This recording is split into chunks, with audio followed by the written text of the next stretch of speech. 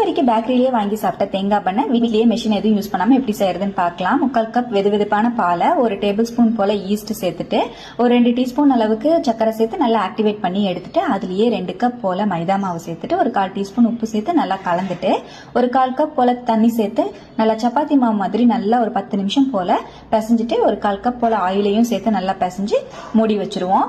மாவு நல்லா ரைஸ் ஆகி வந்திருக்கும். 10 நிமிஷம் கழிச்சு எடுத்தீங்கன்னா நல்லா கலந்து மறுபடியும் நல்லா ஒரு 5 நிமிஷம் போல பிசைஞ்சிட்டு 2 மாவா ஸ்பிளிட் பண்ணிட்டு ஒரு கேக் டின்ல இந்த மாதிரி தட்டி எடுத்துட்டு அதுலயே தேங்காய் துருவலையும் சர்க்கரையும் டூட்டி ஃப்ரூட்டி எல்லாம் கலந்து வச்சிருக்கேன். அந்த ஸ்டஃபிங்கையும் உள்ள வச்சுட்டு இன்னொரு மாவையும் நல்லா இந்த மாதிரி தேய்ச்சிட்டு மேல சீல் பண்ணி விட்டுக்கலாம். நல்லா கேப்பே தெரியாத மாதிரி சீல் பண்ணி விட்டுக்கோங்க. நல்லா ஃபுல்லா சீல் பண்ணதுக்கு அப்புறமா மேல பால் வச்சு நல்லா தடவி கொடுத்துட்டு 180 டிகிரியில ஒரு 40ல இருந்து 50 நிமிஷம் போல பேக் பண்ணி எடுத்தீங்கன்னா நல்லா டேஸ்டியான கோகனட் பன் ரெடி. இதையே நீங்க கேஸ்லயும் ட்ரை பண்ணி பார்க்கலாம். ரொம்பவே